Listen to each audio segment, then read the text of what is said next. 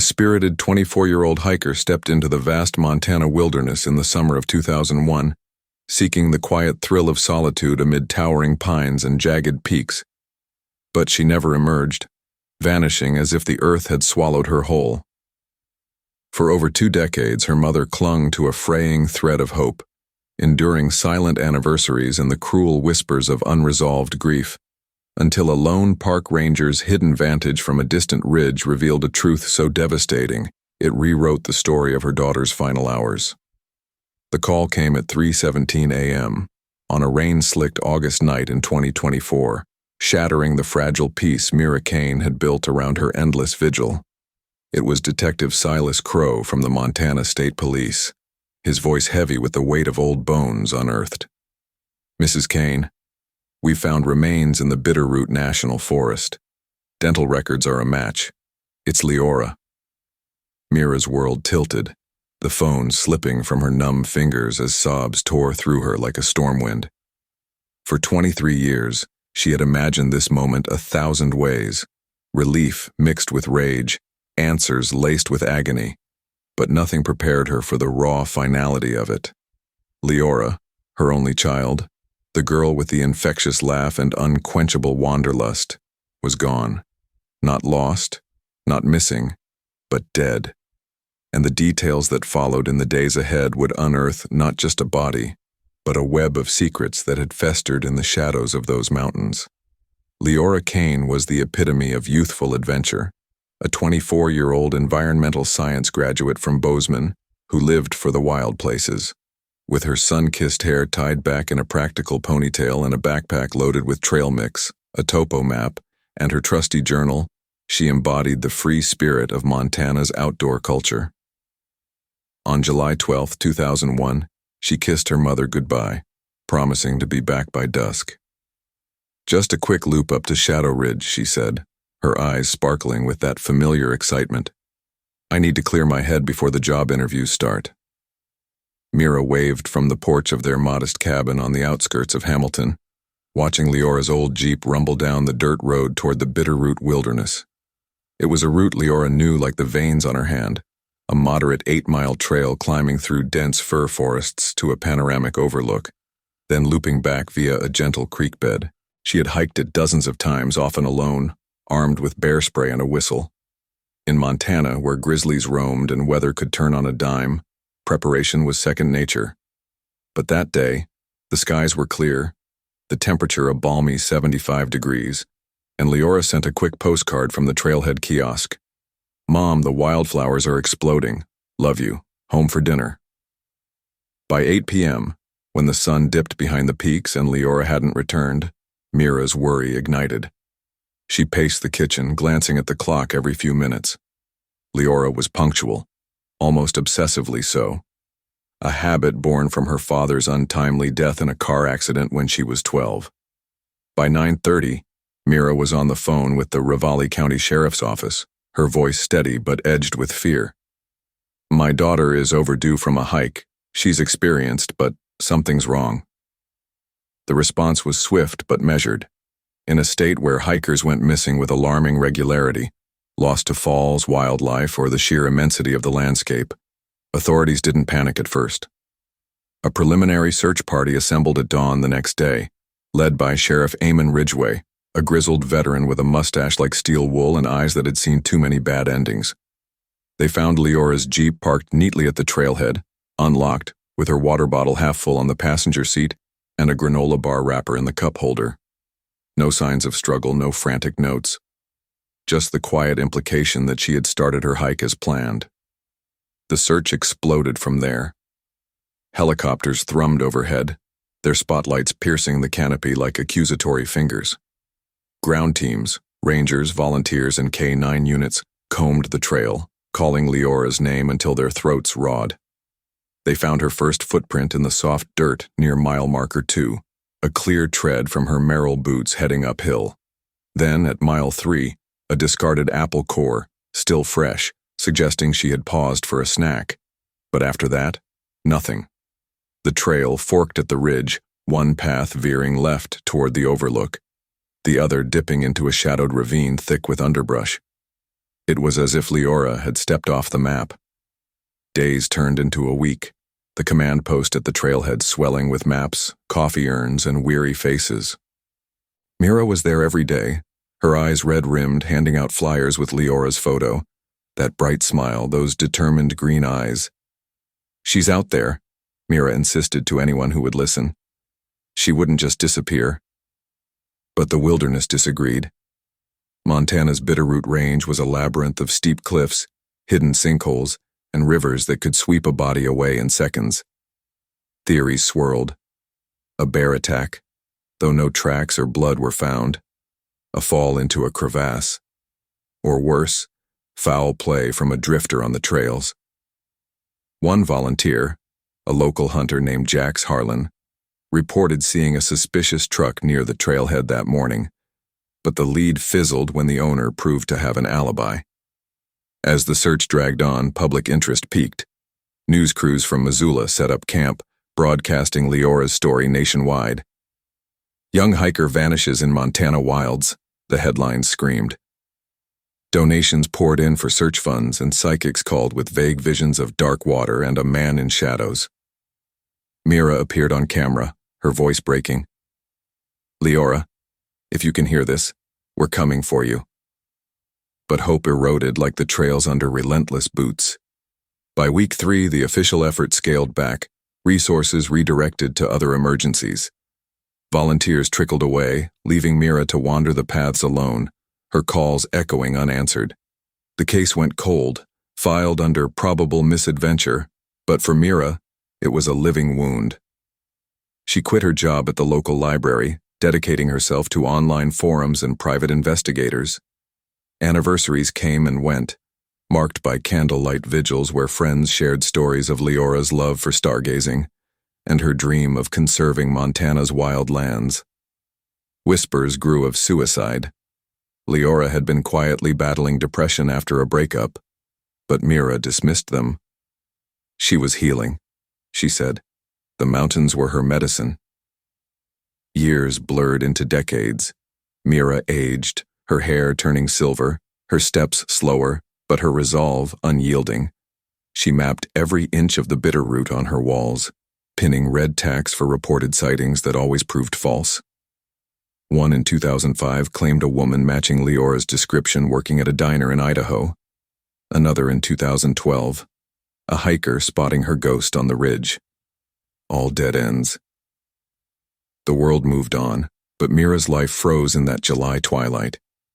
Then in the spring of 2024, a breakthrough cracked the silence. A trail maintenance crew, clearing debris from a winter storm, stumbled upon a weathered backpack half buried under a fallen log in a remote off-trail gully. It was Leora's, identified by the monogrammed keychain her father had given her. Inside, her journal, pages warped but legible, with the last entry dated July 12th. "The ridge calls. Peace at last." But tucked in a side pocket was something anomalous. A small, rusted pocket knife engraved with TW, initials that didn't belong to Leora. The discovery reignited the case. Detective Silas Crow, a sharp-eyed investigator with the cold case unit, dusted off the file. "This wasn't where she was supposed to be," he muttered, studying the map. The backpack was 2 miles from the main trail in terrain too rugged for a casual detour. And the knife? It pointed to another presence. Forensic tests on the backpack revealed faint traces of blood. Not enough for DNA then, but with modern tech, a partial profile emerged. It matched Leora, confirming injury. But the real bombshell was the knife. A quick database search linked the engraving style to custom work from a Hamilton blacksmith. The owner? Thorne Whitaker, a former park ranger who had patrolled the Bitterroot in 2001. Whitaker, now retired and living reclusively in a cabin outside Stevensville, had never been interviewed in the original search. Why? He claimed he was off duty that day, but records showed otherwise. Crow drove out to Whitaker's place, the air thick with pine and suspicion. The old ranger, his face creased like weathered bark, opened the door with a wary squint. "What do you want?" "To talk about Liora Kane," Crow said, holding up a photo of the knife. Whitaker's hands trembled. "Never seen it," But his eyes told a different story. Under pressure, the dam broke. Whitaker confessed he had been on the ridge that day, binoculars in hand scanning for poachers, a routine patrol. From his vantage, he spotted Leora on the trail below, pausing to admire the view. Then, a figure emerged from the trees, a man, hooded, moving with purpose. Whitaker watched as they argued, the man grabbing her arm. Leora pulled away, but he struck her, and she fell. The man dragged her into the underbrush. Whitaker claimed he froze, too far to intervene, and by the time he descended, they were gone. Fear kept him silent, fear of incompetence, of losing his job. "I thought she'd turn up," he whispered. "I prayed she would." But the truth was darker. Further interrogation revealed Whitaker knew the assailant, his own brother, Vance Whitaker, a troubled local with a history of violence and drug debts.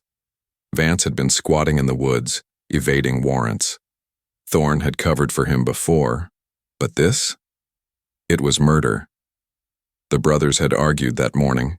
Vance mentioned settling a score with a hiker who had reported his illegal camp. Leora, ever the environmentalist, had likely confronted him. Thorne's silence made him an accessory. Armed with this, search teams targeted the gully where the backpack was found. 2 days later, they unearthed skeletal remains under a cairn of stones. A black body bag soon zipped around what was left of Leora. The thumbnail image captured the duality, her vibrant smile in life, the grim scene of discovery, cause of death, blunt force trauma. Vance Whitaker, long dead from an overdose in 2010, was named the perpetrator posthumously. Thorne faced charges for obstruction. For Mira, closure came with a torrent of tears at the graveside service. "She fought," Mira said. "My girl always did." If this chilling tale of hidden truths has gripped you, smash that like button and subscribe for more stories from the edge of the wild. The Montana wilderness held its breath for 23 years, but secrets, like bodies, eventually surface. The confession from Thorne Whitaker echoed through the sparse living room of his Stevensville cabin, each word a hammer blow to the fragile hope Liora Kane had nursed for over 2 decades. Detective Silas Crow stood motionless, his notepad filling with the grim details, while the old ranger's voice cracked with the weight of guilt he'd buried beneath layers of denial. Thorne's binoculars, still perched on a dusty shelf, seemed to stare accusingly as he recounted the moment he'd failed Leora.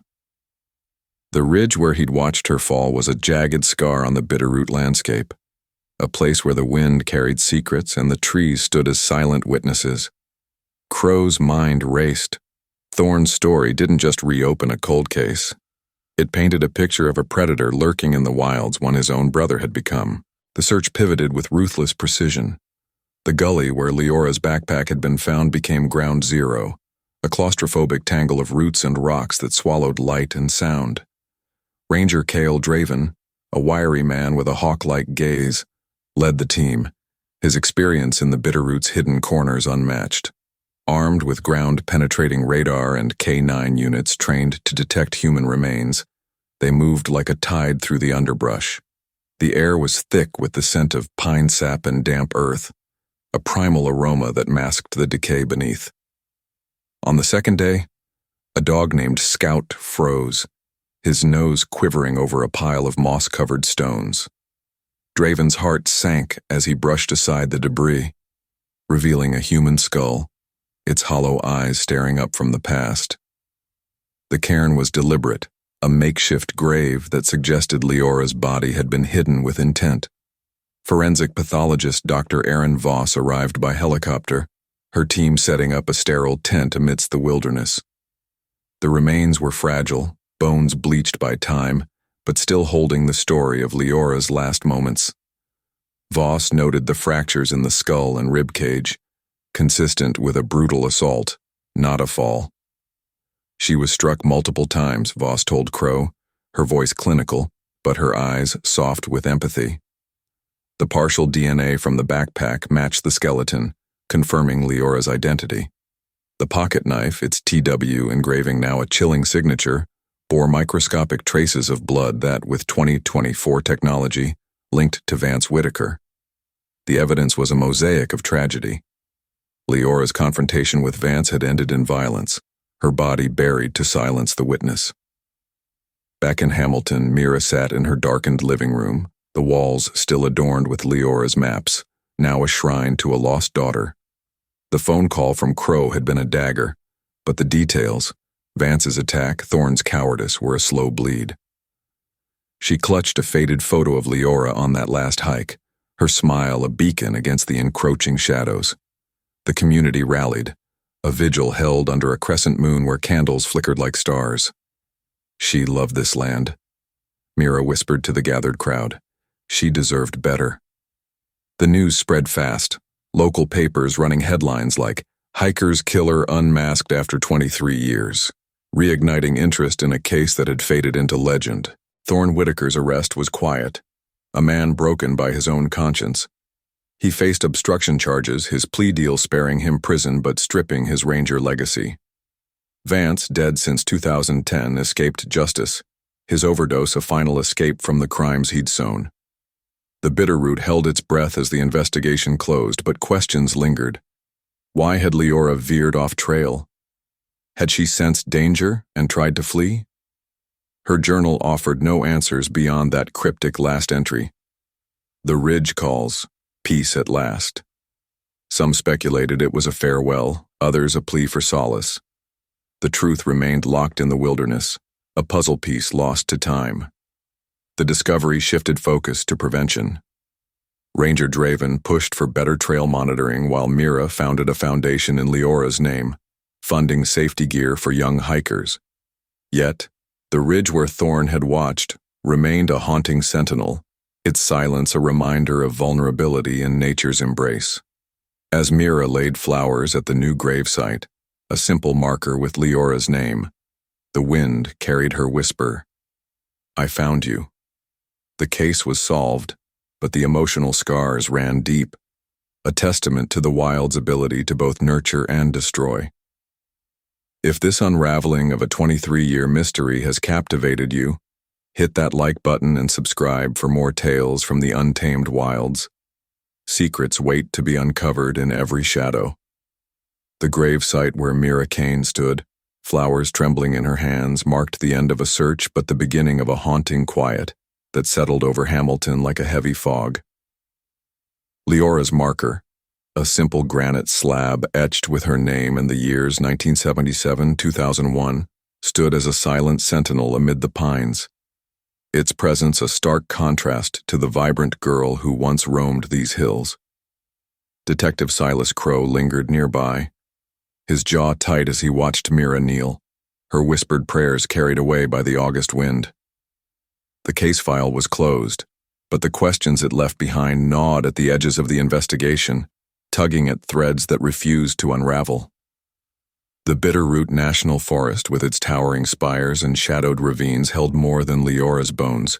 It guarded a story of human frailty and hidden motives that demanded a deeper look. Ranger Cale Draven returned to the ridge where Thorne Whitaker had stood, his binoculars now in evidence lockup, replaced by Draven's own pair as he scanned the terrain. The spot offered a commanding view of the trail below, a vantage that had turned Thorne into a reluctant witness. Draven retraced the old ranger's steps, noting how the ridge's steep drop-off could conceal a struggle from below. He found a weathered cigarette butt near a rock outcrop, its brand matching one Vance Whitaker had favored according to police records. It was a small clue, but it placed Vance on that ridge, corroborating Thorne's confession. Draven's gut told him there was more, perhaps a campsite, a sign of Vance's squatter's life that Leora might have stumbled upon. The search expanded, teams fanning out with metal detectors and drones, their hum a modern echo of the 2001 helicopters. Days into the new sweep, a drone operator spotted a faint disturbance in a dense thicket off the ravine trail, a collapsed lean-to half buried under fallen branches. Inside, they found a rusted tin can, a tattered sleeping bag, and a crumpled map marked with X's, likely Vance's hideout.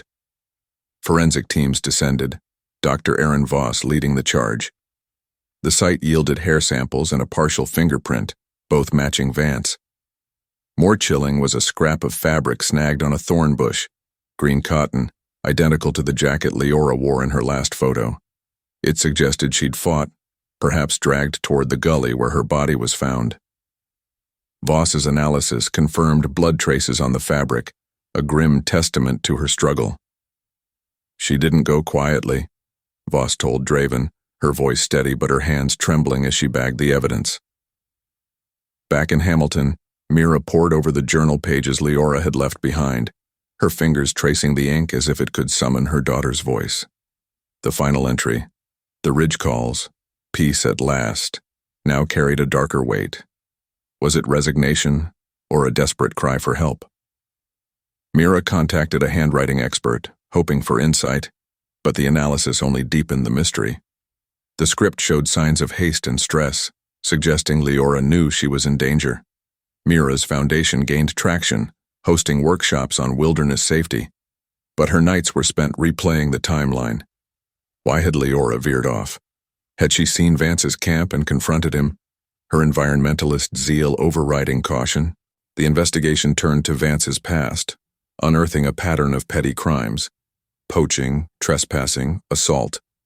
A former co-worker recalled Vance ranting about a nosy hiker weeks before his overdose, hinting at guilt that festered until it killed him. Thorne, under house arrest, provided more details in a recorded interview, his voice a monotone of regret. He admitted seeing Vance return bloodied that day, claiming self-defense, but Thorne's fear of scandal kept him silent. The ridge, once a place of beauty for Leora, became a crime scene frozen in time, its secrets peeling back layer by layer. As autumn painted the Bitterroot in gold and crimson, the community held a memorial hike to honor Leora, her trail now marked with signs warning of off-path dangers. Mira led the group, her steps steady despite the ache in her chest. The wilderness had taken her daughter, but it also gave her answers, painful, imperfect ones. The case was closed, yet the ridge's silence lingered, a reminder of lives altered by a single violent act. If this journey into Leora's lost days has gripped you, smash that like button and subscribe for more stories from the wild's hidden depths. Every trail holds a tale waiting to be told. The memorial hike wound through the Bitterroot's golden trails, Liora Kane at the forefront, her silhouette a quiet beacon against the autumn sky. The crunch of leaves underfoot mingled with the soft murmur of voices, a community united in remembrance of Leora, whose spirit seemed to linger in the crisp air. Ranger Cale Draven walked beside Mira, his eyes scanning the ridge where her daughter's story had ended, a place now etched with both beauty and sorrow. The fabric scrap and Vance Whitaker's lean-to had solidified the narrative, but Draven's instincts told him the ridge held one last secret, a piece of the puzzle that could explain why Leora had veered off her path.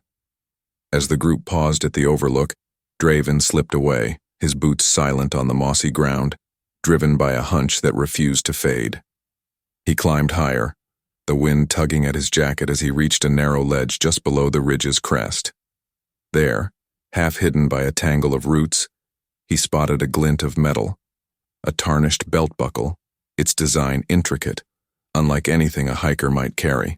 Nearby, a shallow depression in the soil suggested something had been buried and disturbed, perhaps by animals or time. Draven knelt, carefully excavating with a small trowel, his breath catching as his fingers brushed leather. A wallet, weathered but intact.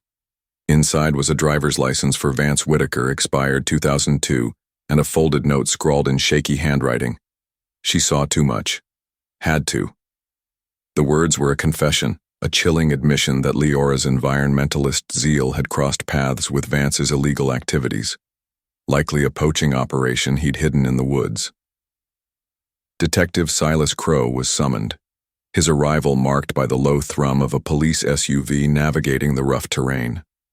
The wallet and note were bagged, rushed to Dr. Aaron Voss's lab for analysis. Voss confirmed the ink and paper matched materials available in 2001, and faint fingerprints on the note aligned with Vance's profile. The belt buckle, traced to a custom order Vance had bragged about in a bar fight record, tied him tighter to the scene. "This wasn't just a random attack," Crow said, his voice low as he studied the evidence. Leora stumbled into his world and he silenced her to protect it. The revelation shifted the case's lens. Leora hadn't been a random victim, but a witness to a crime network that had vanished with Vance's death. Mira, back at her cabin, received the news with a mix of relief and rage. The wallet photo of Vance, a gaunt man with hollow eyes, became her focus of hatred. She pored over old park reports, finding mentions of poaching complaints near the ridge in 2001, ignored due to lack of evidence. Leora's journal entry now made sense. She'd likely spotted Vance's camp, her sense of justice driving her to investigate, only to pay with her life. Mira's foundation expanded, adding a tip line for wildlife crime, her resolve fueled by the need to prevent another Leora. The community rallied, donations flooding in, turning her grief into action. Draven and Crow launched a final sweep of the ridge, targeting areas Vance might have used for storage. Under a rocky overhang, they uncovered a cache, ginseng roots, illegal traps, and a ledger listing buyers, all buried in a metal box. The find implicated a small ring of poachers, though most were dead or gone by 2024. The ledger's last entry, dated July 2001, noted a problem solved, a cold reference to Leora's murder. Forensic dating confirmed the cache's age, closing the loop on Vance's operations. Thorne Whitaker, questioned again, broke further, admitting he'd helped Vance bury the evidence after the attack, his silence a pact born of brotherhood and fear. The ridge, once a place of peace for Leora, was now a crime scene fully mapped, its secrets laid bare. Mira visited the site, laying a wreath where the wallet was found, her tears watering the earth. "You were right to fight," she whispered. The case was complete, a tapestry of justice woven from decades of silence. The Bitterroot stood tall, its shadows lighter with the truth exposed. If this unraveling of Leora's fate has held you spellbound, hit that like button and subscribe for more journeys into the wild's untold stories. Every ridge hides a revelation. The wreath Liora Kane placed on the ridge fluttered in the evening breeze, its petals a fragile tribute to Leora's unyielding spirit, now forever entwined with the Bitterroot's rugged heart. Ranger Cale Draven stood beside her, his weathered face reflecting the fading light. As Detective Silas Crow reviewed the ledger one last time, its cryptic entries a final testament to Vance Whitaker's dark legacy. The cache of ginseng and traps, unearthed from the rocky overhang, had dismantled the last vestiges of the poaching ring, but the air still carried a weight, a sense that the wilderness held one more whisper of Leora's story. As dusk settled, Draven's keen eyes caught a glint in the underbrush, a detail missed in the earlier sweep. He motioned to Crow, and together they approached, uncovering a small tarnished locket half buried in the soil. The locket, its chain broken, swung open to reveal a faded photo of a young woman, Leora, her smile radiant, taken years before her final hike. Inside the other half was a lock of hair, dark and fine, tied with a thread. Dr. Aaron Voss, summoned once more, confirmed the hair matched Leora's DNA, suggesting she'd carried this keepsake, perhaps as a talisman against the wild. The discovery stirred a new layer of emotion. Mira clutched the locket, tears streaming as she recognized it from a childhood portrait. "She wore this when she was little," Mira said, her voice breaking. "She must have taken it that day for luck." The locket's presence near the cache hinted that Vance had stripped it from her during the attack, a cruel trophy discarded in his haste to bury his crime. The investigation deepened, Crow tracing the locket's journey. Forensic analysis revealed soil samples inside consistent with the gully where Leora's body was found, but also traces of a different site, a dry creek bed miles north, an area uncharted in the original search. Draven led a team there, their boots crunching over parched earth as they followed a faint game trail. Under a limestone overhang, they found a shallow pit, its edges eroded but marked by the same cairn style as Leora's grave. Inside were remnants, a shredded map fragment, a bootlace, and a crumpled note in Vance's hand. Gone clean, no trace. It was a second burial site, likely where he'd initially hidden her before moving the body, panicked by search helicopters overhead. The find explained the backpack's distant location and Leora's off-trail detour. She'd been chased, her flight ending in that gully. Mira, armed with this new piece, revisited Leora's journal, finding a sketch of the creek bed from a prior hike, annotated with "quiet spot." It suggested Leora knew the area, perhaps intending to rest there, only to encounter Vance. The community's response was immediate. A candlelit march from Hamilton to the creek bed, where a new memorial stone was placed, inscribed with Leora's words, "Peace at last." Mira spoke, her voice steady. She found her quiet spot, but it became her battleground. Let's honor her fight.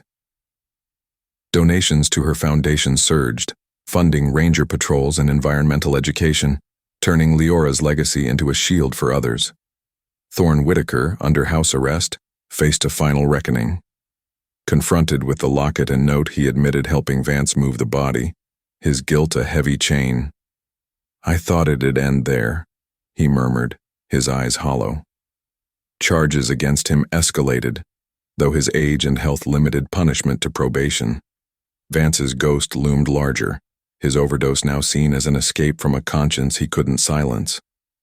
The poaching ring's ledger led to minor arrests of surviving associates, but the core evil, Vance, remained beyond reach. The Bitterroot, with its secrets now mostly unveiled, stood as a somber witness. Draven installed a trail sign at the creek bed, warning of hidden dangers, while Mira planted wildflowers around the memorials, their blooms a defiant life amid the tragedy. The locket, restored and framed, hung in her cabin, a bittersweet reminder of Leora's courage. The case was closed, its threads woven into a narrative of loss and redemption, but the wilderness retained its mystique, a place where every shadow might hold a story. If this tale of Leora's lost locket has drawn you in, smash that like button and subscribe for more mysteries from the wild's untamed heart. Every discovery awaits.